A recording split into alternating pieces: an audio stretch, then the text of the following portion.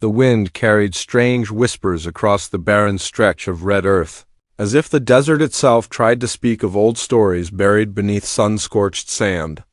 Travelers avoided that wasteland for a reason. Folks said nothing survived out there long enough to be found, and if someone did, it meant the desert claimed them for good.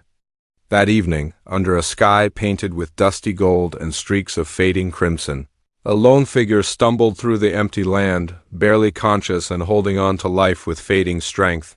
His boots were torn, his coat ripped, and every step felt like it belonged to a man who had lost everything. He didn't know how long he had been wandering, only that the horizon never came closer and thirst felt like burning glass in his throat. The world blurred around him, yet he kept moving because stopping meant death. The wind shifted, carrying a scent of cedar smoke, something warm and alive that didn't belong in the wasteland. Before he could understand what it meant, his knees buckled in the sand. He pressed his palm into the dry soil, trying to rise one more time, but his strength fell away like dust slipping through fingers. The land stretched silent, offering no mercy. As he collapsed, he felt the weight of his past pulling at him, memories of promises broken, family lost, and a road that led nowhere. He closed his eyes, expecting the desert to claim his last breath, but something else found him first. Shadows moved near him, figures stepping from behind rock and sagebrush with quiet purpose. The air shifted as a group of Apache riders formed a half-circle around his fallen body. Their horses stood still, hooves sinking slightly into sand, their presence commanding and ancient. Leading them stood a tall woman with streaks of silver braided into her long dark hair, wrapped in layered robes adorned with beadwork and feathers. She carried herself with a quiet power, not simply as a leader of people, but as someone used to commanding fate itself. She studied him carefully, her eyes sharp yet calm, as though measuring whether this broken wanderer belonged to life or death. Her presence alone held weight, the kind that settled in the air like distant thunder before a storm. Those around her waited for her judgment. She stepped closer, kneeling beside him without hesitation. When she placed her hand lightly on his chest, she could feel how faint his heartbeat was, like a drum fading in the night. He stirred, weak but aware of her touch, and his eyes opened to see her face. He didn't know who she was, yet something about her gaze made him feel as though she had already decided his fate. She signaled to the riders, and two younger warriors dismounted, lifting him with care. They placed him across a horse, not as a prisoner but as someone carried toward an unknown purpose. The journey back to their hidden camp felt like a drifting dream. He heard drums somewhere far off, the beat steady and slow, like a heartbeat guiding him back from the edge. Smoke scented the air, carrying hints of wood, herbs, and earth, grounding him in warmth he hadn't felt in weeks. When he finally opened his eyes again, he lay inside a shelter built of curved poles, hides, and earth. Firelight flickered across the walls, shadows dancing like spirits from ancient stories. The woman sat near him, tending herbs in a clay bowl, crushing leaves in silence. She worked with practiced grace, neither hurried nor uncertain, as though healing wounded men was a task she had done countless times. Her expression held neither pity nor softness, only quiet resolve. He tried to speak, but his voice cracked. She lifted a gourd of water to his lips, letting him drink slowly until the weakness eased. Outside he heard voices speaking in low, respectful tones. Riders moved, horses snorted, and the desert night hummed with a rhythm older than any town he had known. Whoever these people were, they lived far from the reach of railroads and dusty saloons. He didn't feel like an intruder, but he also sensed he had crossed into a place ruled by tradition, not chance. When she finally spoke, her voice carried both authority and calm. She told him she was the matriarch of her band, a guide through seasons of hardship, and protector of old ways. Her people, she said, had endured drought, sickness, and war. Many had been lost. The future of their bloodline rested on choices made now, not later. He listened, unsure what any of it had to do with him, yet her eyes never left his, as if she saw beyond the tattered coat and worn boots. She spoke of omens seen in stars, dreams carried by smoke, and signs pointing to a man who would arrive from wasteland sands. Someone who had no ties binding him, someone whose spirit carried both sorrow and resilience.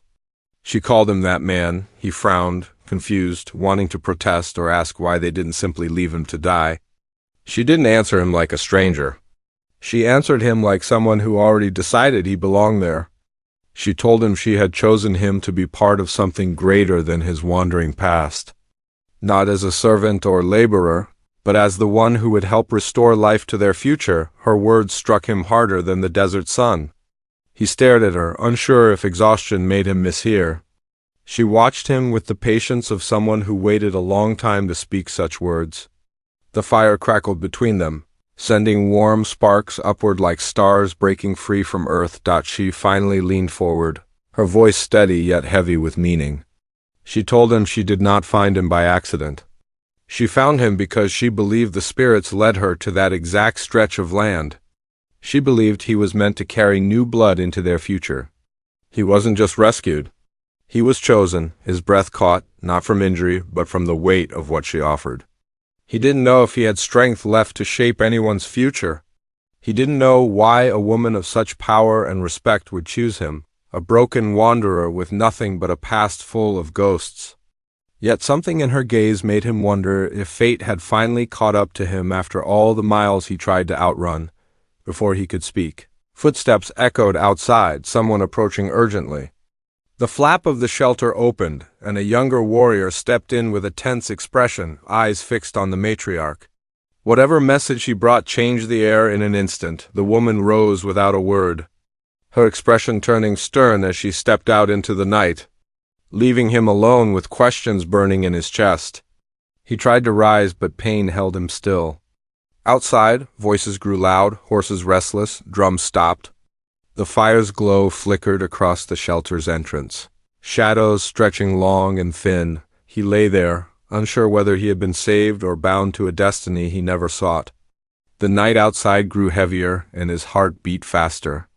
Whatever was happening beyond those walls would decide not only his future, but the future of the people who rescued him, and dawn was still a long way off.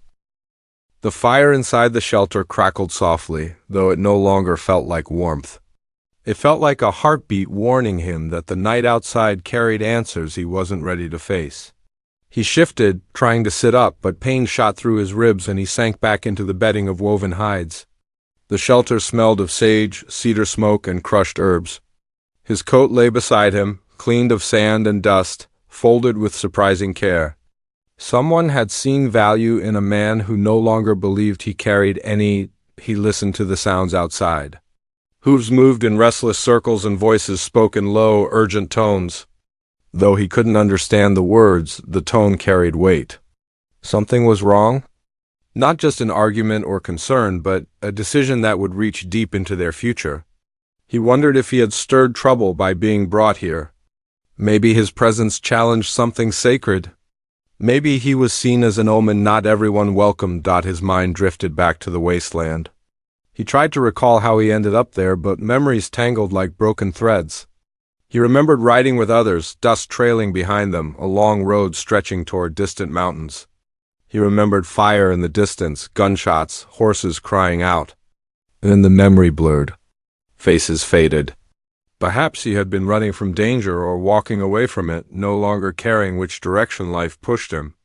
All he knew was that he had been heading nowhere until the desert finally pushed him down. He breathed slowly, grounding himself in the present. The matriarch's touch still lingered in his memory. The confidence in her voice when she spoke of signs and destiny unsettled him. He had never been someone others waited for. He had never built anything worth passing on. If destiny sought him, it must have mistaken him for someone else. Footsteps approached again. The flap lifted and a young woman stepped inside, carrying a small clay bowl.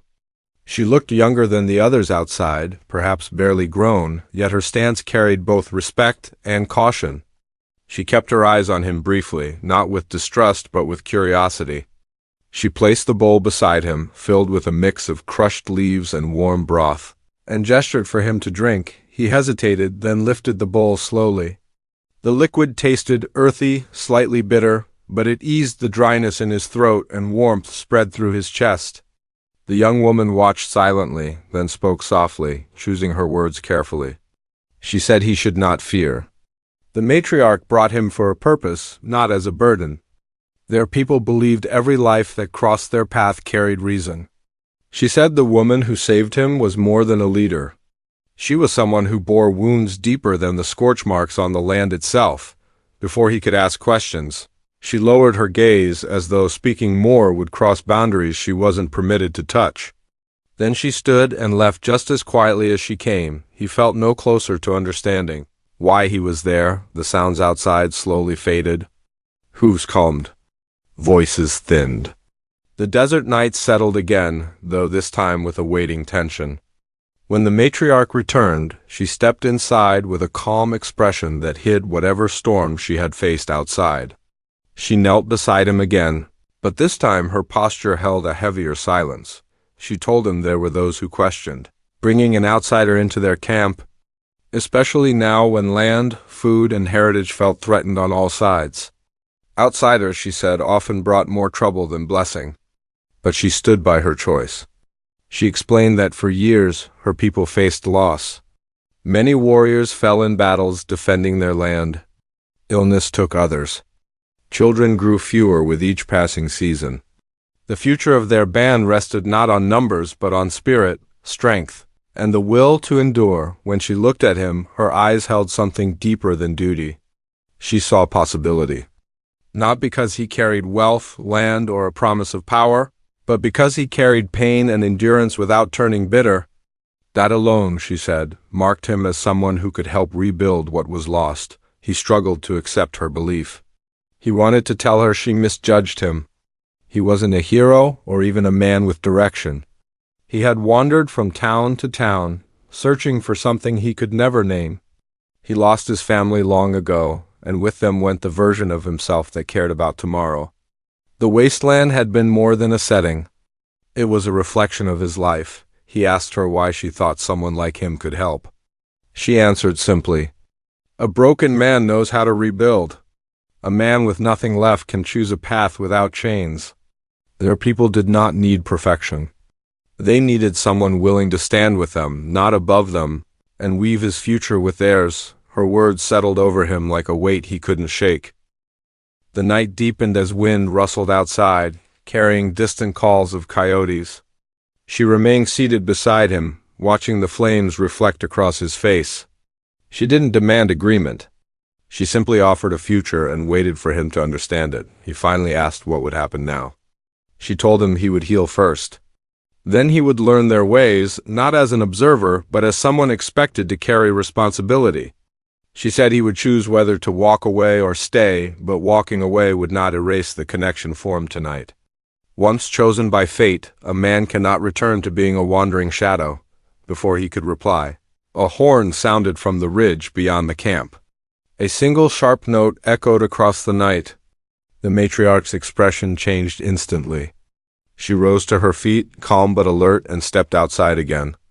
Her shadow stretched long under moonlight, disappearing beyond the shelter. He pushed himself upright despite the pain, heart pounding. That horn wasn't ceremonial. It warned of someone approaching. Maybe riders. Maybe scouts from a rival group. Maybe soldiers headed west. The desert had many threats, and none of them arrived without purpose. He reached for his torn coat, gripping it tightly. For the first time since he woke, he felt the instinct to fight or stand, not because he owed these people anything, but because danger sought them and he was placed in its path. Outside, horses lined up. Warriors mounted. Torches lit the edges of camp. The young woman who had brought him water stood near the entrance, holding a spear with both hands. Fear in her eyes, yet determination holding her steady. The matriarch raised her hand and riders moved into formation. The night angled toward conflict, though he still didn't know with whom or why. He tried to stand once more, pushing through the ache in his ribs. His legs trembled, but he refused to fall. Whatever waited beyond the shadows, he had no intention of watching from the ground. The matriarch looked back at him across the firelight, her expression unreadable. She didn't call him back or tell him to rest. She simply nodded once, as though acknowledging that his choice had already begun. The night did not feel like a rescue anymore. It felt like the first step toward a life he never imagined. And somewhere beyond the cactus and wind, something approached the camp, drawing closer with every passing breath. The distant sound of hooves grew louder, carrying a low rumble across the sand like thunder rolling in without clouds. The camp had shifted from quiet whispers to full alert.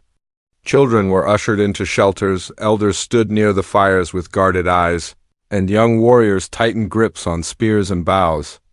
The air felt tight, as though even the wind held its breath. He stood outside the shelter at last, using the wooden post for balance, his body still weak but refusing to stay down during what felt like a turning point. Flames lit the camp, shadows stretching tall as riders appeared along the ridge. They were not soldiers. Their horses moved with skill, their silhouettes familiar to the Apache riders already present. Yet the way they approached carried strain, not unity. When they finally entered the circle of torchlight, dust settled behind them like a veil. At the front rode a broad-shouldered warrior with hawk feathers braided through his hair. His expression was stern, quiet anger pressed flat beneath control. He dismounted without speaking, eyes fixed on the matriarch as though delivering judgment rather than news. He approached her slowly, shoulders squared. The riders behind him sat rigid on their horses, not aggressive but standing on the edge of distrust. The matriarch did not waver. She met the man with calm steadiness, though tension flickered at the edges of her posture. The returning riders had been scouting, and their presence carried more than a message. It carried warning. He leaned forward slightly, catching fragments of their words, though he still didn't understand them fully. Tone carried meaning, and tone now said the land was shifting under their feet. When the scout spoke louder in a language he recognized only in pieces, he understood enough to know outsiders were drawing near. A small band of ranch settlers had been seen heading toward the old riverbed, setting up markers and claiming land as their own.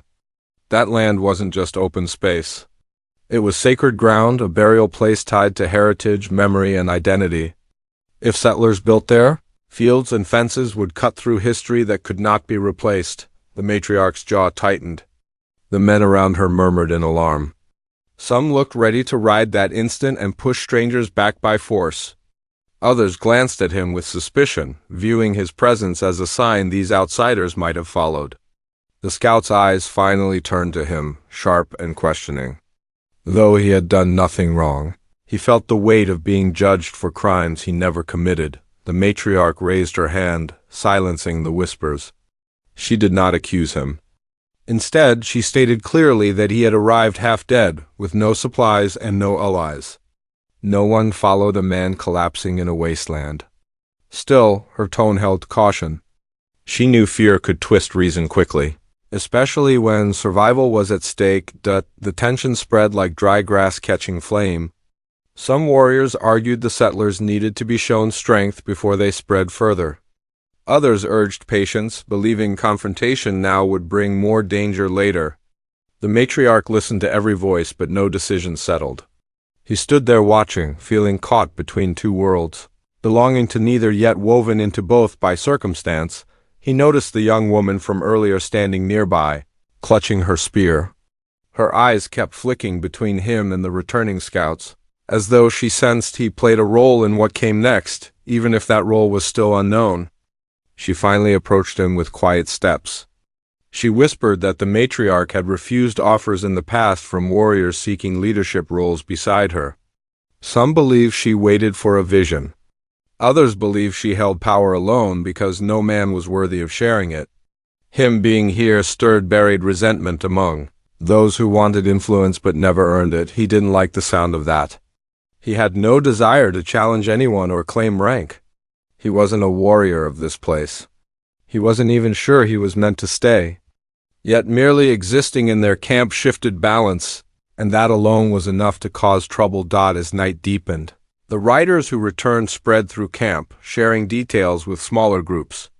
Each retelling carried frustration, and the more the story spread, the heavier the atmosphere became. He sat near the fire, adding wood to keep the flames alive. He watched the matriarch speak to elders, her expression burdened not only by the threat outside, but by what lay within her people. Leadership demanded strength, but it also demanded sacrifice. He wondered how many sacrifices she had already made. He felt eyes on him again. This time, it was the broad-shouldered scout who had brought the news. The man approached slowly, not hostile but not friendly. He sat on the opposite side of the fire, posture straight, gaze steady. After a long silence, he finally spoke in slow, rough English learned from trading posts. He said their people survived by knowing who could be trusted. Their leader believed the wanderer mattered. The scout did not. He questioned whether a man who lost his own path could guide anyone else. His words were not cruel.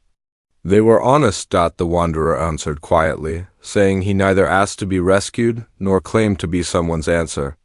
He had no intention of making promises he couldn't keep. The scout nodded, respecting that honesty, but left a final warning. If he stayed, he would be judged by actions, not pity. When the scout stood and walked away, the night felt heavier. Across the camp, the matriarch stood alone near the horses, running a hand along one animal's mane. She stared toward the horizon as though the land whispered secrets only she could hear. He approached slowly, unsure if she wanted solitude. She acknowledged him with a faint nod, but did not look away from the distance. She told him the land was changing faster than her people could adapt. Every year new settlers came, bringing fences, laws, and papers claiming ownership through ink rather than ancestry. She said fighting could protect them for a time, but not forever. They needed something different, something that united strength of heritage with endurance to survive what was coming. Even if the world changed beyond recognition, he listened, unsure how to respond. Her belief in him still felt misplaced, yet it carried purpose deeper than he understood. She said visions and signs meant nothing without action. She chose him because he carried no ties to old wars, no prejudice against her people, no thirst for power. He was a blank path that could bend toward their future instead of repeating past mistakes. Hearing her speak that way made his chest tighten with a feeling he had long forgotten. Maybe he wasn't chosen for who he was, but for who he could become.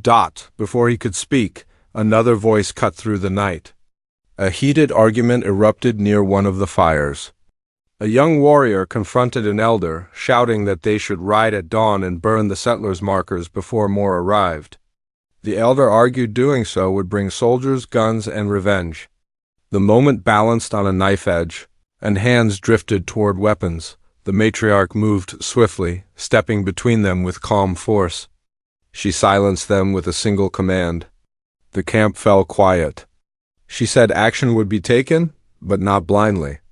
They would observe, plan, and choose a path that protected both land and people.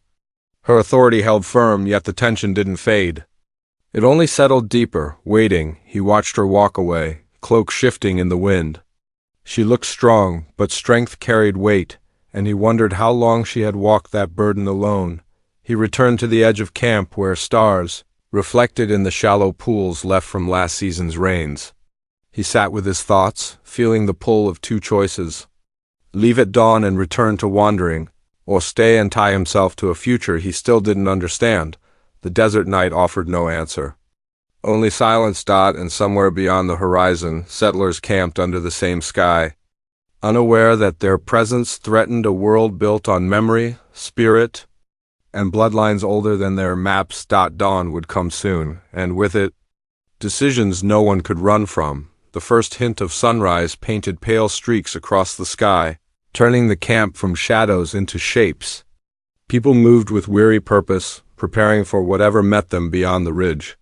The matriarch stood near the horses again, tying her braid back tightly, her eyes set on the horizon.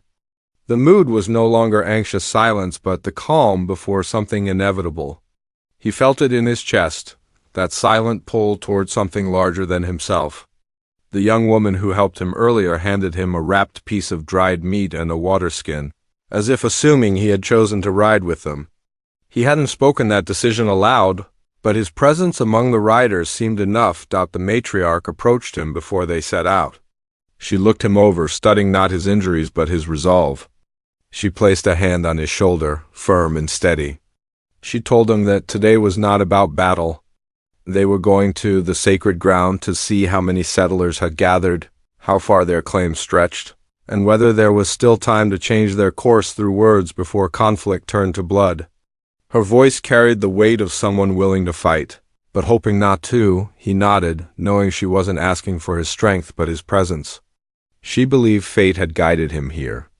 Whether he belonged or not would be defined on that land. The group rode out at sunrise. He rode behind a young warrior on a spare horse, gripping the saddle tightly as the wind rushed past his face. The desert spread wide, dotted with cacti and dry brush, mountains distant and unmoving. As they rode, he noticed the tension between some riders. A few watched the matriarch with unwavering loyalty. Others kept their eyes forward, but their silence felt heavier.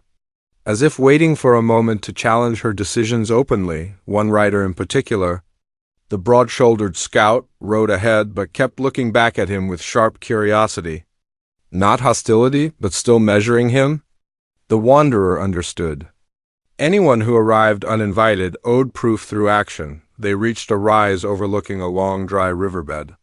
Below, the settlers' camp stretched across the valley in an untidy sprawl of canvas, wagons, and half-built posts. Horses grazed freely. Smoke drifted from cooking fires. Men hammered wooden stakes into the ground, marking lines where fences would soon rise. Women washed clothes near shallow pools. Unaware that the land they claimed belonged to buried ancestors, this was no small group passing through. They meant to stay. The matriarch studied the scene, her jaw clenched. Several warriors whispered among themselves, insisting they should strike now before the settlers built defenses. The scout argued that waiting would let more families arrive, making any action harder. Others said the settlers were unarmed workers, not soldiers, and an attack would bring worse consequences. The wanderer watched quietly, taking in both sides.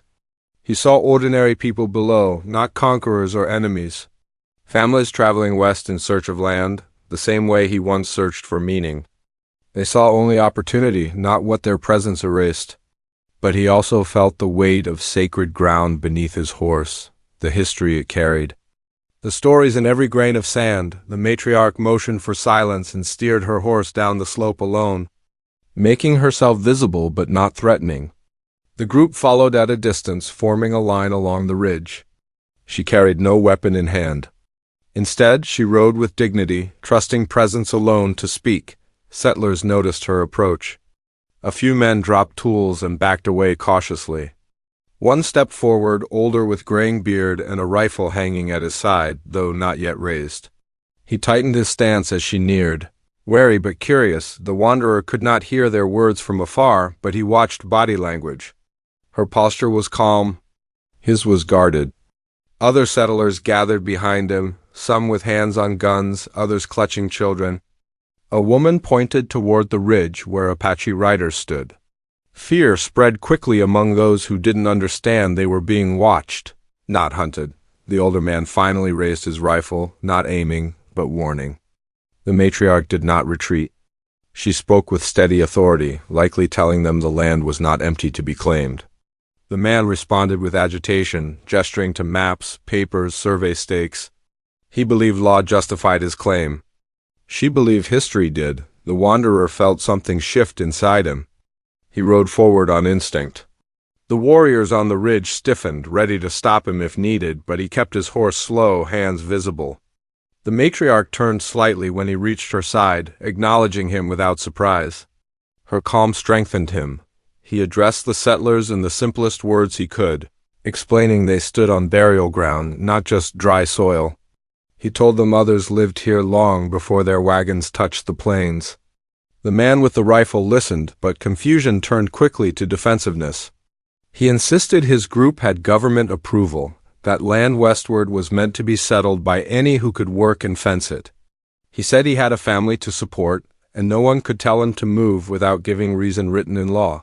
A younger settler, nervous and aggressive, shouted they should fire warning shots to scare the riders off. The matriarch's warriors tensed. The valley turned into a spark waiting to ignite. Even the horses sensed it, pawing the ground. He stepped closer to the settlers so neither side felt cornered. He spoke louder this time, not as an Apache, not as a settler, but as someone who walked both worlds now. He said there were ways to live without erasing what stood before. Maybe they could settle further downstream where soil was fertile but land carried no sacred claim. Maybe they could trade, share roots, avoid violence while building lives. He didn't have answers, but he offered possibilities for a moment. Silence held hope. Then a gunshot echoed from the ridge behind him, not aimed at anyone. Just fired into the air by a young rider acting on impulse. The settlers panicked. The man with the rifle swung it up instinctively. The matriarch reached for her staff. Warriors kicked their horses forward. The settlers backed up toward wagons, hands shaking, weapons drawn. A single wrong move now could start a war no one wanted. He stepped between both sides, shouting for everyone to stop. His voice cracked with desperation. Dust swirled around him, wind rising like a warning. He could feel his heart pounding hard enough to shake him. He wasn't sure he could stop what was coming, but he refused to let the first act of violence write their future. The matriarch watched him, surprise flickering in her eyes. She saw not a wanderer now, but a man claiming responsibility. The scout behind her paused, halting his charge, torn between loyalty and readiness. The settlers hesitated, rifles shaking but not fired, for a breath. The world balanced on him alone. Then another sound cut through the stillness. Hoofbeats, fast and heavy, coming from the far side of the valley. A new group rode toward the settlers, dust rising behind them. They carried rifles, badges, and determination. These weren't wanderers or travelers. They looked like territorial enforcers, men who believed they had the right to force decisions through power rather than words. The matriarch's expression hardened. The settlers turned to them for protection. The warriors shifted into defensive formation. The wind blew harder, carrying sand across the land like a veil. Stinging eyes and obscuring shapes, he stood there between them all, understanding something clearly. This moment was not the end. This was the storm gathering before the clash that would decide everything. And whatever choice he made next would shape the bloodline, the land, and his own future. The sun lifted higher, revealing dust clouds rising and weapons glinting. The climax was no longer approaching. It was here, waiting to break. Dust rolled across the valley as the new riders arrived, their horses kicking up dry sand that shimmered under the rising sun. They slowed as they drew close, the badges on their coats catching light.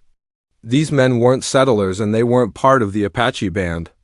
They were territorial enforcers sent to survey new claims, men who answered to distant offices rather than the land beneath their boots. Their leader, a stern man with a weathered face, pulled his horse forward and raised his hand for silence. The settlers stepped toward him, hopeful and defensive at the same time, while the matriarch's warriors held firm, refusing to yield space. He stood between them all, breathing hard, dust sticking to sweat across his brow. The enforcer took in the scene quietly, eyes sweeping over weapons drawn on both sides. When he finally spoke, his tone carried an authority that demanded attention.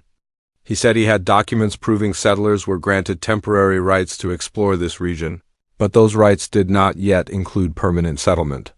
He added that disputes over sacred land would be reviewed by higher courts, though those courts sat far away and cared little for history beyond written ink. The matriarch listened without flinching. She stepped forward, her presence steady, and said her people would not surrender burial grounds to outsiders.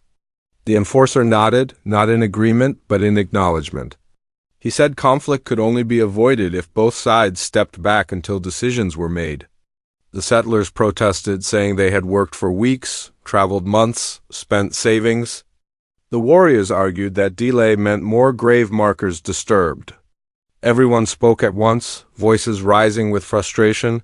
He raised his voice above them, not to command, but to remind both groups why they stood there. He said the land held memories older than any document, and that building fences without listening first would only bring more trouble. He looked at the enforcer and asked whether settlers could move further downstream temporarily, away from sacred ground but still close enough to continue their search for farmland. He looked at the matriarch and asked whether her people could allow safe passage and water access while decisions were made, without surrendering identity or land. For a long moment, silence returned. The enforcer looked to the settlers.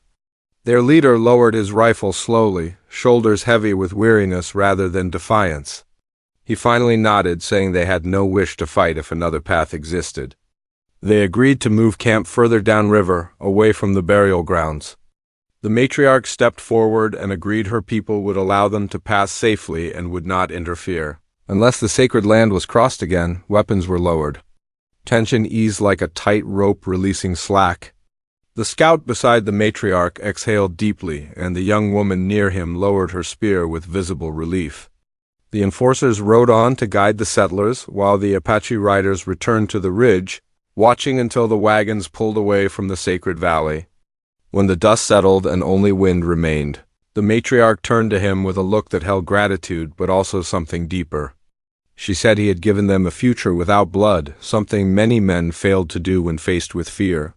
He wasn't sure how he found the strength to speak that way, but he felt changed by the moment. They rode back to camp slowly under warming daylight. The people greeted them with cautious hope, not celebration.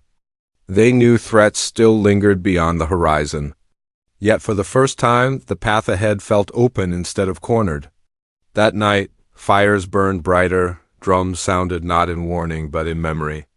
The matriarch walked with him along the river's edge where stars reflected on water like scattered embers. She told him that leadership was not about power. It was about carrying voices that could not speak and honoring those who no longer walked the earth. She said her people needed strength but also renewal. Not just through land and survival, but through future generations who would inherit both worlds. He understood then what she had seen in him. He wasn't a savior or warrior. He was someone whose life had been stripped bare until nothing remained but the choice of what to become next. She asked him if he would stay, not as a guest, but as someone willing to build roots. He looked out across the land that once nearly killed him, now offering purpose instead of emptiness. He told her he would stay, not because destiny demanded it, but because for the first time he wanted to. Seasons shifted across the land. He healed fully, learning to ride with their scouts, learning their stories, planting with their hands, and speaking their language with steady progress. The settlers kept their distance, building farms further down the valley. Some even traded goods during drought, exchanging grain for herbs, tools for leatherwork. Tension never vanished, but mutual respect kept peace alive. He earned trust slowly, through work rather than words. The broad-shouldered scout who once doubted him shared hunts with him. The young woman who brought him water during his first night now taught him how to carve boughs and weave snares. Children followed him at the river, asking about the world beyond sand and brush. He told them stories of distant towns, not to pull them away from their roots, but to show them how wide the world could be. The matriarch remained unwavering in her role, though now she no longer carried the weight alone. Their partnership didn't involve force or ownership, only shared purpose. When they stood beside each other at gatherings, elders nodded with quiet approval. When seasons grew harsh and decisions turned heavy, she asked his counsel, not as a test, but as respect. One evening near the same fire where he first woke, she laid a palm over his hand. Her voice held warmth and certainty. She said their bloodline would grow not through duty, but through choice, and their children would carry both worlds in their footsteps. He did not answer with grand promises. He simply held her hand back, knowing both their paths now moved as one. The land remained wild, the future uncertain, but peace held its ground. Their people stood rooted in tradition while reaching toward a tomorrow shaped by cooperation instead of conflict. He no longer felt like a wanderer lost on dust-covered plains. He felt like part of a story still unfolding, one built on legacy, belonging, and renewal. Under a wide sky of endless stars, he finally understood that some journeys don't end at survival. They end where purpose begins, and in that sacred valley, where past and future touched, a new bloodline began, not from desperation, but from hope.